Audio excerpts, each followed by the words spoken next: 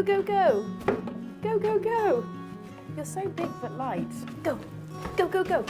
Go, go, go. Who's that? Today we've got Mowgli, the Standard Poodle. Lovely dude. You're a big puppy, aren't you, dude? He is 18 months, I want to say. About that. You ready? Up, up. Good boy. All the way. Thank you. I think he's from a really good breeders in Bristol that shows them. I think his dad and mum are craftswinners. Today, his mum and dad requested that he goes fairly short. Mostly he spends a lot of time down the yard and he keeps getting stung by wasps. So we're going to take his legs a little bit shorter than usual, so at least he can see where the wasps are. Okay. So we're going to start off by clipping his back off with a 7FC, which is a 3.2 millimetre. He's got a really lovely thick poodle coat. So no, we're going short. I'm just going to whip it off before the bath. And why do you clip before the bath? It saves time on drying, and also where he is so thick coated and filthy, it just helps to get his coat a little bit cleaner. Okay, Moo? Oi! Sadly, no, he's the only Standard Poodle that comes to us, which needs to change because we all love them. They are a fun breed to groom, yeah. Most of the times, poodle owners want their poodles to be in some sort of poodle trim, which you just don't get very often, so it's really nice to have the opportunity to have a bit of fun with the groom and do a breed standard. His feels like a dirty shaggy rug at the moment. But in a bit he'll feel really soft.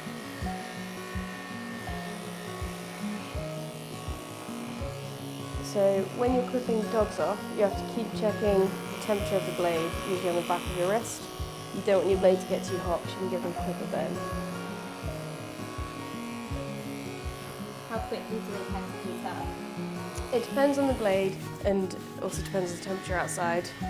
I find usually after 10 to 15 minutes of solid use, the blades are usually quite hot by then.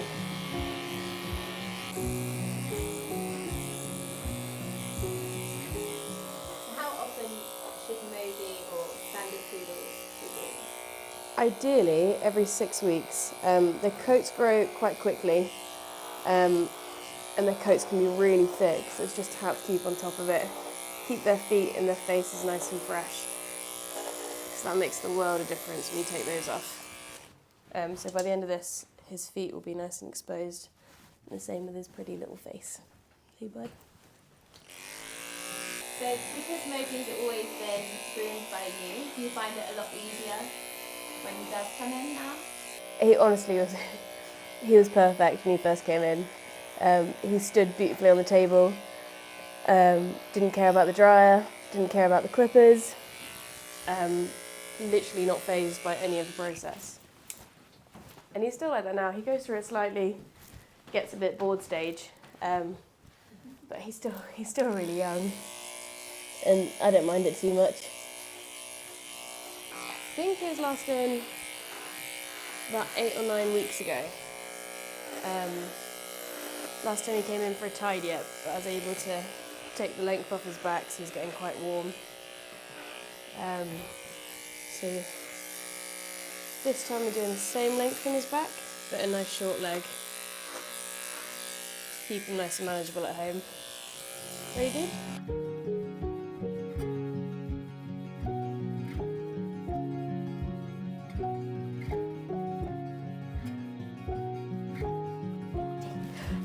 In the buff. Go, go, go, go, go, go, go, go, go, go, go. No. Fire. Wow. Wow. You're a nutter.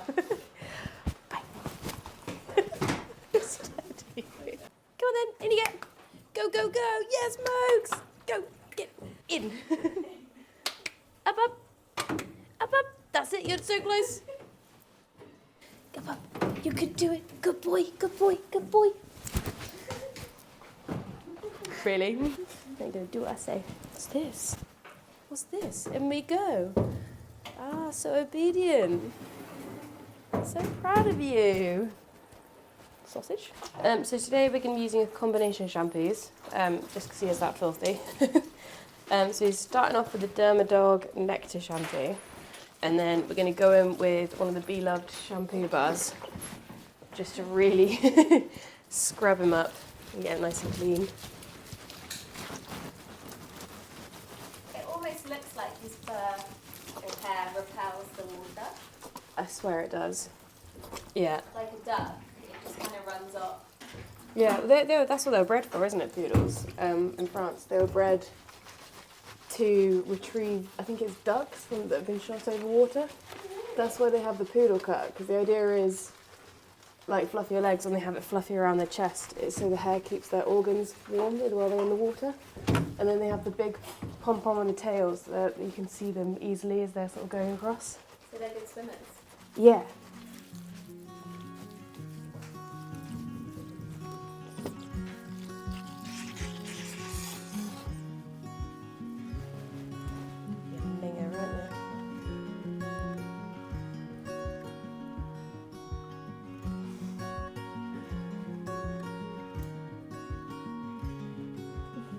You just have your little head rub, don't you?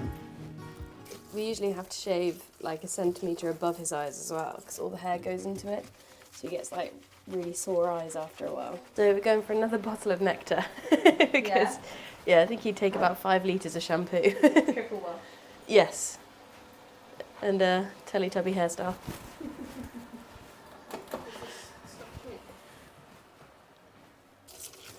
So you don't rinse in between shampoos, you just keep adding it on top? You can rinse it all off. Personally, I like to, I'm using like a shampoo bar, I like to add it in just because you've already got some soap to cling to. And I find when you add that shampoo bar, it's really good at getting more dirt out with shampoo added in. But a lot of people sort of like will rinse it all out and then go back in again with shampoos. Oh, hello. Is that a lot? You tend to only wash the outside of the ear. Occasionally, like, you turn the flap over just like that, so you keep the ear canal closed. And you can put some shampoo down there if they've got long hair on the inside. What happens if you squirted it in the ear? Sometimes it can lead to infections just because you're putting water and moisture right down their ear canal. It can also just be quite uncomfortable for them. I find it's a little bit easier to check their teeth in the bath just because you've already got their muzzles all sudded up. Hold the hose down on their head so everything sort of falls forwards instead of crawling back into the ear or into their eyes or up their nose. And on breeds with a slightly shorter snout, their nose opens just here, so if you just block your thumb there as the water coming down, it'll stop it from going up into their nose. Now we are using the super absorbent towel to get rid of the majority of moisture off of his body before you take him over to the drying station, also known as my table. Right, big dude, should you get a towel? So you've got, typically like your short coats, Labradors and all that, they can be like rough dried as much as you want. Longer coats like this, if you're drying them at home, you need to do a squeeze dry, which is literally as it says. You just come up to their legs, you like just sort of squeeze the hair to get the water out. If you rough dry, like constantly at home, you're just creating friction, so you'll make loads of mats sort of appear throughout their body.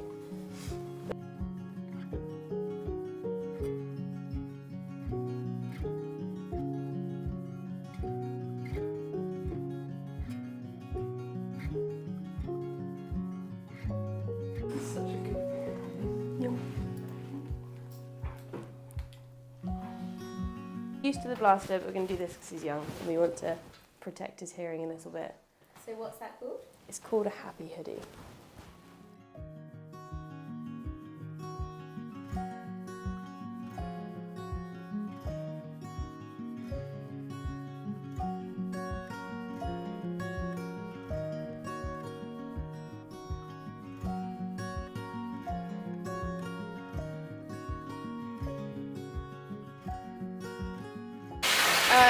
going to take at least 45 minutes for us to dry him, and that's taken down a little bit because I've got the lovely Jessie out here. Scenes are like your shocked face right now. A few moments later. So we're brushing and drying at the same time. It's called fluff drying. So the idea is you need like a nice wide nozzle or no nozzle on, and you want to be able to separate the coat down to the skin and then brush it out to straighten the coat. Just so when you cut the coat, it leaves a nice even finish all over.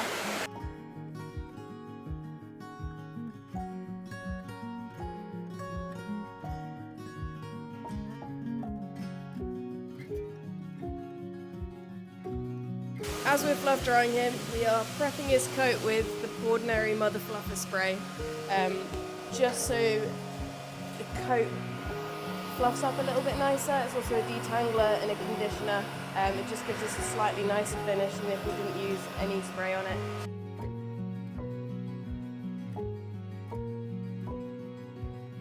His head's a little bit tangly today, so I think we're probably going to cut some of them out, and it just might be a little bit sparse. So under the Animal Welfare Act, as groomers, we're only allowed to do, I think it's 15 to 20 minutes of dematting per dog per session. That way it just protects the dogs from being put through unnecessary pulling around and pain. I think it's probably going to take a little bit longer than 20 minutes to get them out, because they're quite big. It'd just be a bit gentler on him to cut them out and take his head a little bit shorter in general.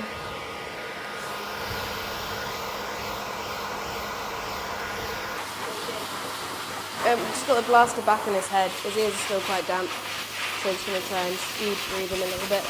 Ideally, yeah, because he's got a poodle coat, we've got a tight curl. If you don't fluff dry it fairly straight away, it can be really hard to get the coat to dry straight.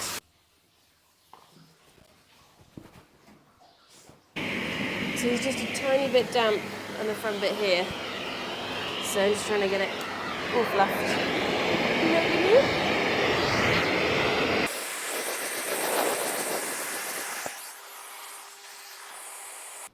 Just to check for any deep set knots or tangles.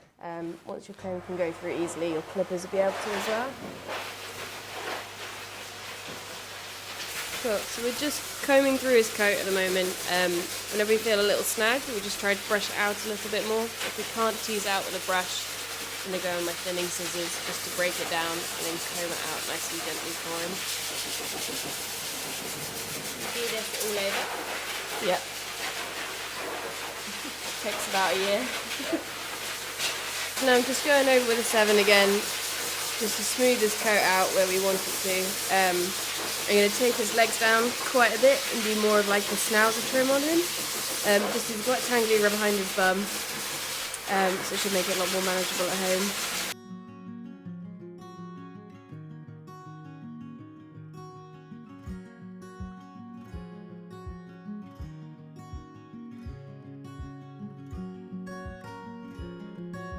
Going with the grain of the hair.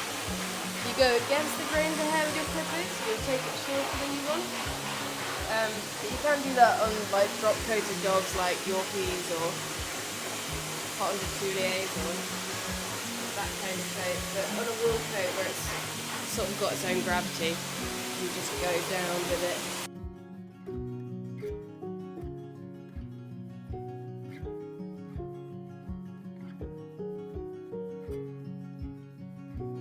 So I'm just using my long scissors, just being really careful when pointing this way that won't get him. We're just slightly going over where I've clipped, just to make sure that nothing's sticking out and we get it to lay nice and flat.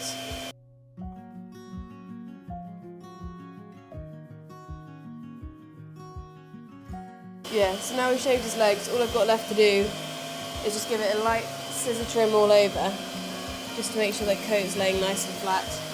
And then I'll give him some poodle feet and then blend where his feet meet his legs.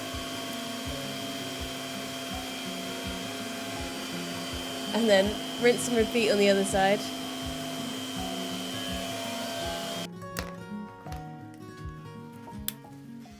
Right, so poodle feet. So we're going to go in with a 30 blade.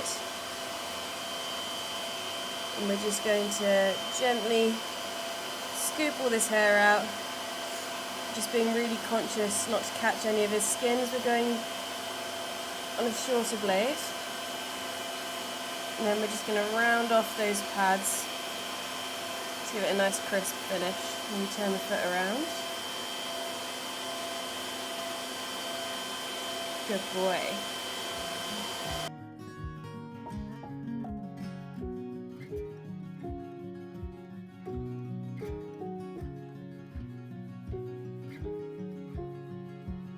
So we're reverse clipping his paw.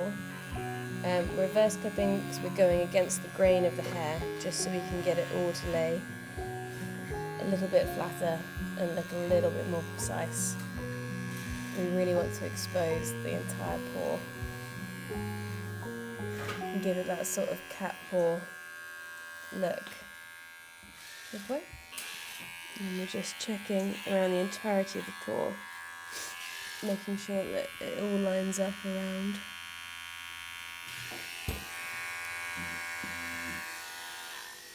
Like so.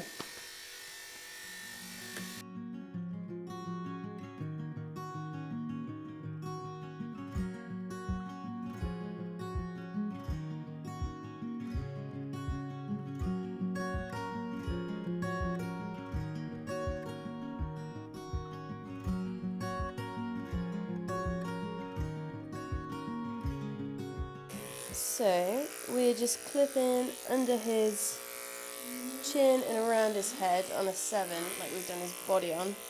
And once we've got all that off, we'll go in with a 10 and clip his face off. And then we're going to demat his head, scissor in his top knot, and then we're going to work on his tail. I like to give a good feel with your hands. You can feel the difference between hair that isn't matted compared to hair that is.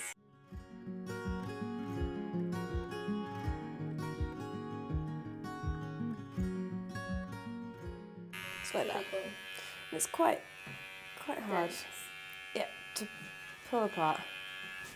You don't really want to be doing that to their skin. I'm just going to clip off the top of his ear. It kind of helps to separate the ears from the top knot, and also just help with the weight that he's got going on them. Sections. You don't want it to pull too much, like. I mean, you can see how brushed it is, but that comb is still not like gliding through. So that's a lot of brushing. How often should you brush the poodle's head? Ideally, every day. Every day. If you've got a long top knot, every day. Get a brush and comb through it.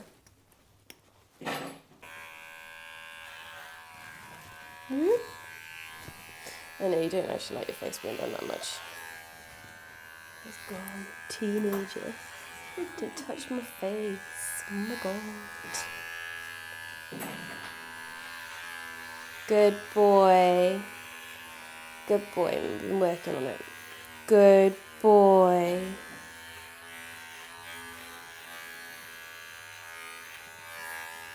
So we're using a reverse 10 blade. So again, we're going against the grain. Just get a nice short finish. If you're clipping a poodle's face for the very first time, I'd use a slightly longer blade just because their skin's not used to being that short.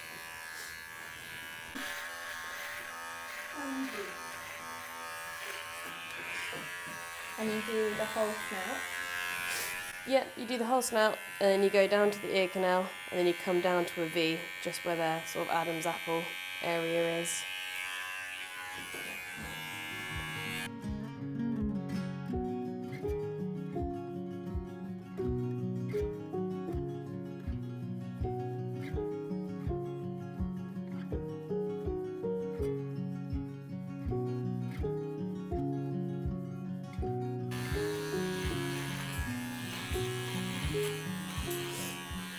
So you're doing up to his ear? Yeah, and then just going to lightly shave in his ear.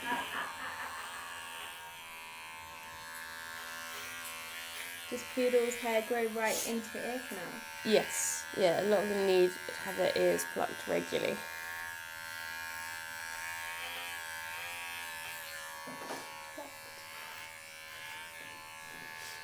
Yeah, so like, he's got a bit of a mat in there, so you don't want to yank all that out at once. But if you want to, feel that. Just where my fingers are. Oh yeah, it's like a little ball. So that's hair and wax. Yee. Yuck. What are you going to do? We're on a plan with his mum and dad. We just pinch the hair either side. Just take a few strands at a time, but we're trying to get that to work its way out. So you kind of have to tease it out over a while. Tease it out, twist it out.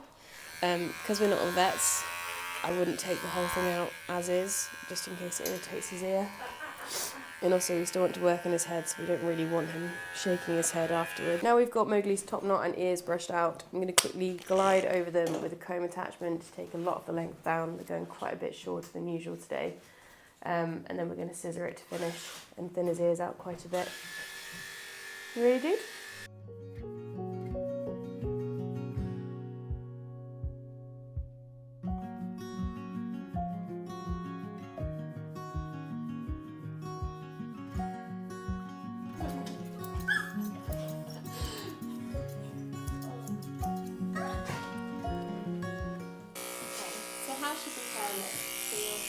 Sorry, buddy. And then it's a pom-pom at the end. Usually we've been doing a flag tail on him, which means that it's kind of like how you imagine a retriever tail to be. But it is really knotty underneath. So I think I'm just going to get the mats out, see what's left, and then see what we can salvage from it.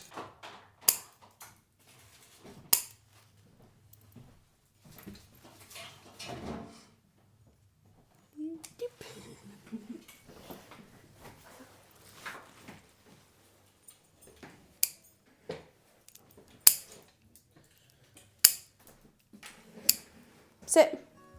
Sit. Ooh. Such a poodle. Such a baby. Thank you very much. So honoured. Right. Get out of here. Get out of here. So that's it for Mowgli's groom. How did it go today? He was very good. Were you? Yeah, you big hairy beast. Yes. When will he be back in? Hopefully 6 weeks. Are you ready? Let's go, dude.